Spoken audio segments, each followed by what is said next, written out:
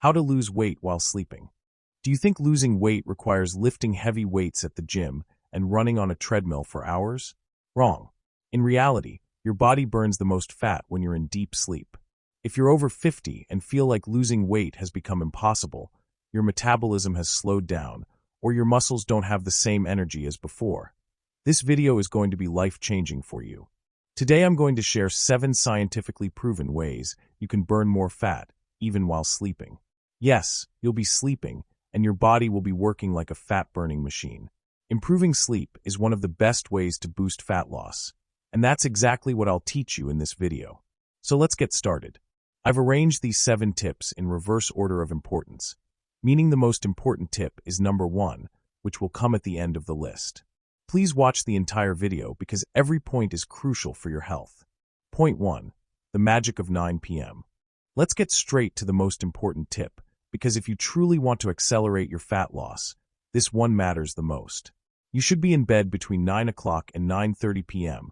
and aim to get 8 to 9 hours of complete sleep. Before you think, doctor, is this a joke? Please listen carefully. When you sleep this long and deeply, your body becomes capable of repairing proteins more effectively. Your muscles undergo greater repair. How fast your metabolism burns fat depends largely on how much lean muscle mass you have, meaning how strong your muscles are and how well-shaped they are. When your metabolism is faster, your body is burning fat internally, even at rest. This is part of the body's healing phase. So make sure you get 8 to 9 hours of sleep and be in bed by 9:30 p.m. If you can't sleep that long all at once, take a short nap during the day. It may be difficult at first, but you'll gradually benefit. Remember, fat burns the most while you sleep. Make the most of this process. Point 2. Stress, cortisol, and the game of patience. At this stage of life, losing weight can feel like the hardest thing. People often appear worried, frustrated, and overwhelmed. But remember, this emotional stress adds more stress to the body and elevates it further. When you're stressed, your body increases the cortisol hormone. If cortisol is too high, burning fat becomes nearly impossible. That's why I strongly recommend approaching the entire fat loss process as comfortably as possible. Don't let it dominate you, and don't put extra pressure on yourself. Remember, stress never comes from outside. You put pressure on yourself. Don't expect everything to happen immediately. Things will work out. The body needs time to change, and in medical science, we call that patience. That's why we send patients to the waiting room. Especially if you're a woman going through the postmenopausal phase, meaning your periods have stopped. Or if you're an older woman, the issue isn't just obesity or reducing fat. We also need to prevent muscle loss. People shouldn't become weak with age, what we call atrophy in medical terms. So stay stress-free and be patient. Point 3. Sleep hygiene, your room's environment. Paying attention to sleep hygiene is very important for good sleep. Simply put, you need to improve your sleep environment. One very important point here is a good mattress.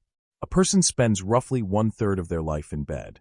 So investing money in a good mattress is absolutely worthwhile. The best way to do this is to go to a mattress store yourself, check different mattresses, and lie down on them. Because some people sleep better on soft mattresses, while others prefer and sleep better on firm ones.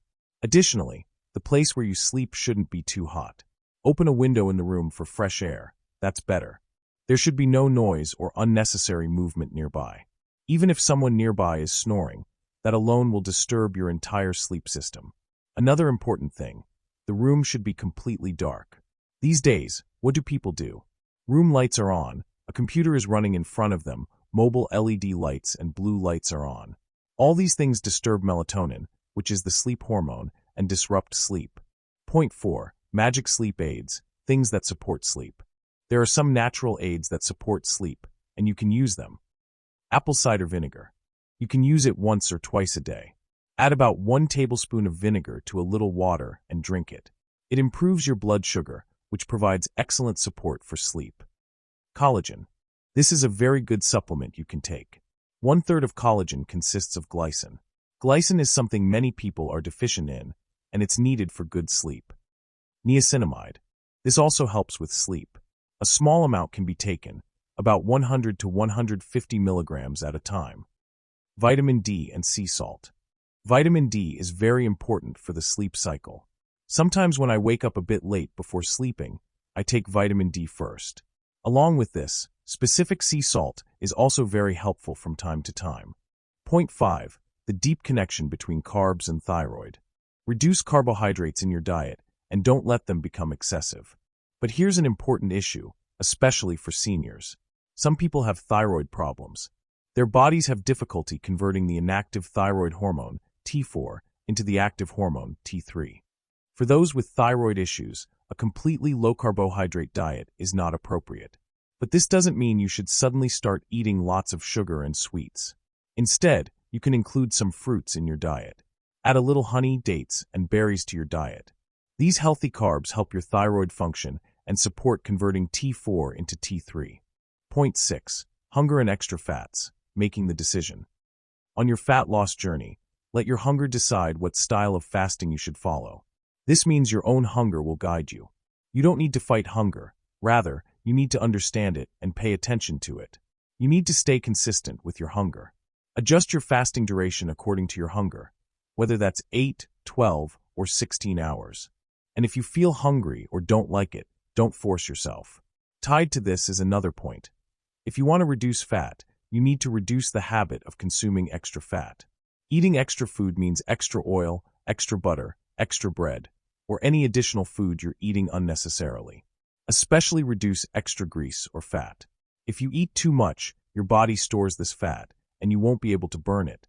I'm not saying to completely stop eating fat.